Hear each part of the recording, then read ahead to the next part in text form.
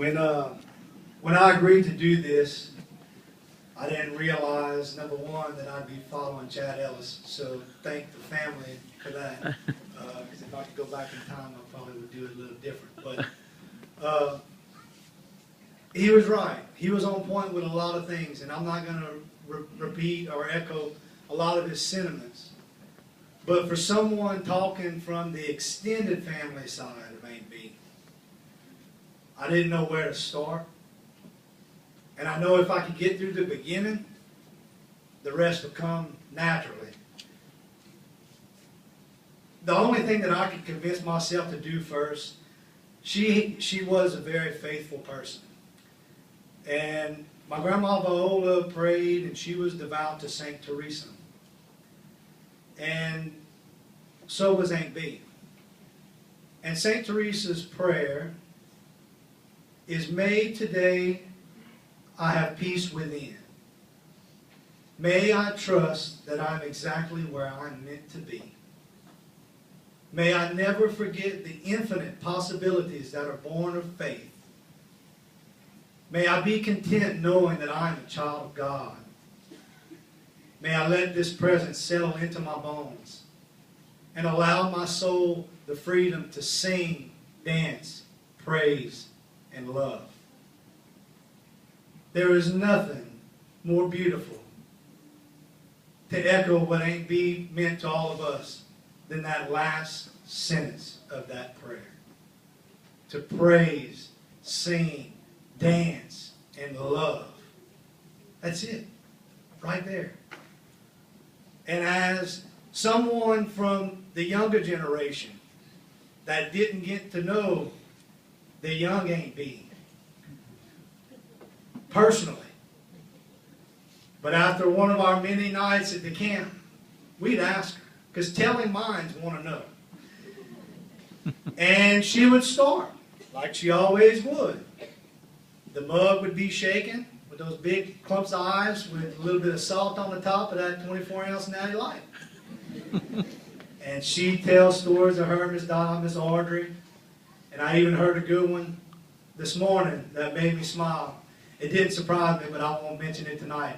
It's inappropriate for me to talk about. But y'all know them both. Y'all can put two and two together. They had fun together. She taught me three main things on a personal level. And Mr. Chad was perfect. Family meant everything to her. But not her own family, not just her own family. She would invite me and all of our friends to go and spend a weekend at the camp. Well, we would jump at that every time we got the offer. But she wouldn't stop with just us. Aunt May would be there. That's my family. It's close to her. Where's Freppo and Lydia and Faye? You need to call them. Tell them to come. They need to get a butt whipping and setback. And they would come. So it didn't matter just to her that she had her family there. We were there. And she wanted our families there with us, because that was important to her. There's one special thing that always stuck with me, and some people that have been to the camp will probably remember it. It was so inconspicuous and so minimal that most of you probably never noticed.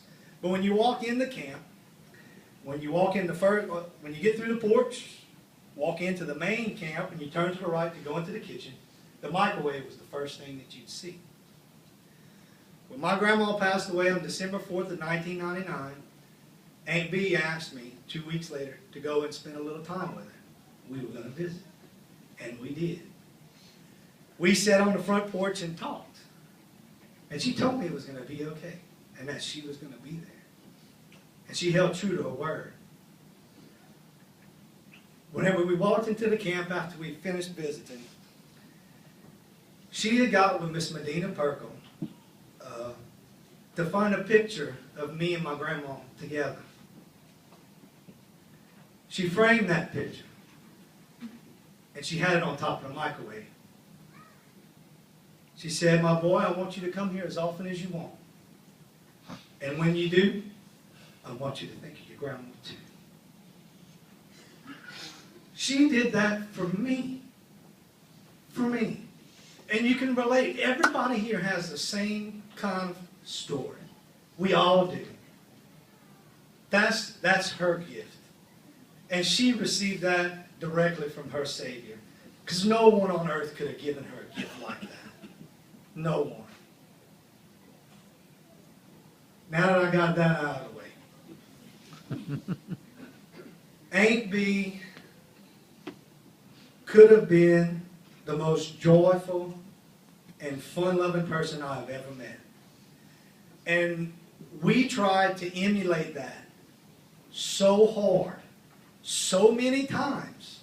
There was no number of tailgate parties, no number of bottles of Crown that could help us get to that level. We would wear ourselves out trying to keep up with the woman. And she'd be in the background doing her same normal dance. Losh pa la patat, Monet, losh pa la patat. And she wouldn't give up. Many mornings. Man, I think the sun's about to come up. Well, I guess so, ain't B. I said, but we need to get some rest. I mean, you wearing us out. Us young kids, we thought we had it all together. We didn't. We spent all day in the river, and on Saturdays, that faithful side came out again. She'd stand on the dock. It's 3:30. I think it's time for everybody to get out the water, go to Mass. A lot of times, if we wouldn't make it to the church, she'd have Father Bernard there the next morning. And we had some interesting confessions on that dock, I can assure you. Especially when Father Bernard's gin bottle came up empty. And one of her grandchildren, I'm not going to mention any names, filled it up with water and put a mark on the back of the bottle like Father Bernard did, because he marked it every time he'd have it. And he took us one at a time. There were 6 of us. He took us one at a time on the dock. My son. I went last, of course. He knew that if it got down to me, I was going to tell him the truth, because I wasn't taking the rap for anybody. So he goes through the first 3, and then he lets Blake go. So Blake gets out there, and you can picture it. It's just like a confessional. 2 chairs facing each other on the dock with the marsh in the background. We're all sitting inside the camp. After he finishes questioning one of us, that person went and stood on the dock. Couldn't come back inside and tell us what they just got through talking about. So Aunt Booney is sitting there, and she is eating this up. She's enjoying every minute of it. So Blake goes right before me. And he's lasting a little bit longer than the first 3. So I'm getting a little nervous. And I see Father just nodding his head towards Blake like this, and just nodding. And I'm thinking, he's blaming me for what he did. So when I get out there, they're all staring at me. And the first thing that Father asked, is there anything you would like to say? Yes, Father. We ran out of liquor. Blake drank all your gin. We went to sleep. I'm not taking the rap for him. I hope he forgave me for it, but I'm pretty sure he did. But Aunt B loved that. She enjoyed every minute of that. She always complained about her knees. Especially later in life, she complained about her knees. But it's not hard to figure out why. The woman was always dancing, or in front of a pot, that was perfect timing. Dancing in front of a pot, bending over to pick up the grandkids. I mean, she was the worst thing of all, and I always felt guilty about it. She'd leave us all the beds, and she'd curl up on that sofa with her knees in her mouth all the time. And apparently, from what I was told, she always did that. She always slept on the sofa. I said, well, my goodness. I said, now I don't feel so bad. If somebody would have told me that a lot earlier, it would have been a lot easier on me. But the woman had something special in her that will never be replicated. And it sobers me to know that we're losing it. And I'm not sure we know how to get anything like that back. The woman bridged the gap over 4 generations. My little girls will never know her. They'll know of her. You can bet your butt they'll know of her. but they'll never know her like we knew her. That's tough to deal with. It is tough to deal with. John Donne, a poet, wrote a poem called No Man is an Island. And the gist of the poem was that we're all connected. We're all in this together. When one of us suffers, we all suffer. And B lived her life like that. And in the last line of that poem, it says, and you never have to send to see for whom the bell tolls.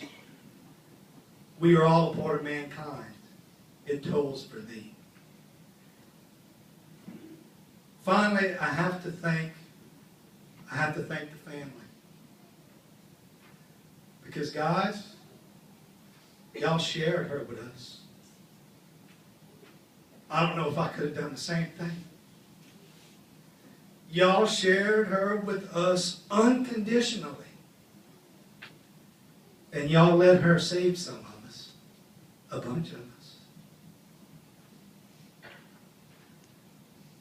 So y'all are owed a debt of gratitude also. And y'all know that y'all have a very large extended family still here. And we're going to try our best to help you through it. I guess the only other thing I could see is knowing that we're not finished yet. We have a lot of work to do to get in a position that Aunt Bee was in. And we have to hope and pray that no matter what our faults, that one day we can see her do that little jig again. Just one more time. I love it. So Aunt Bee, may the good Lord bless and keep you. May He let His face shine upon you. And know that we love you.